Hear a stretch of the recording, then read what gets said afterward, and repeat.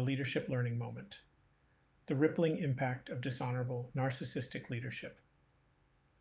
By Michael Holland. When an employee makes a dishonorable decision, they create small ripples of hurt. When executives make dishonorable decisions, they hurt whole organizations of people as well as those with whom the people interact. Hundreds, if not thousands of people are impacted.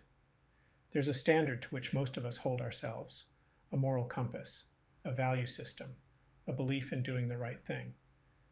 But every now and then we come across an executive whose selfish, narcissistic, inappropriate behavior creates a terrible and long-lasting ripple of distrust, heartbreak, and disappointment.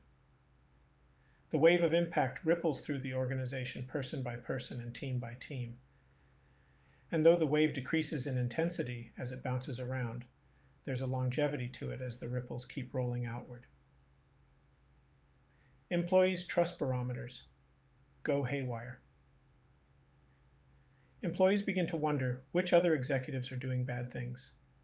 All executives and managers are lumped together into a perceived pool of powerful people who, when prompted with self-interest or greed or entitlement, will make selfish choices.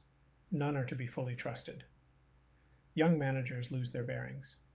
These impressionable leaders looking for role models to reveal the art and science of good management and leadership wonder just who they should emulate.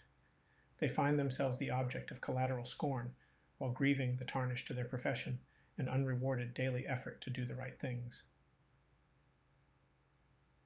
Families and communities lose momentum. Every employee goes home and seeks some level of support from their families, friends, and those within their communities with whom they interact. With each conversation, the burden is spread and the impact ripples further. Conversations trend negative, disappointment abounds. Another thin layer of belief in people with power taking proper care of the precious resources is sanded away. It is so disappointing that the few who make such poor decisions have such a large impact on the rest of us.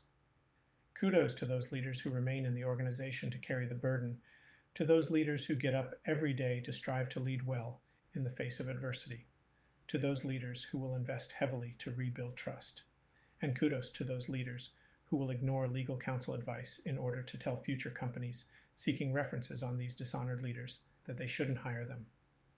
Coaching thoughts for you and your peers. 1. Have you ever been affected by someone's dishonorable, narcissistic leadership? What happened? What did you do to minimize the damage? What could you have done differently? And 2.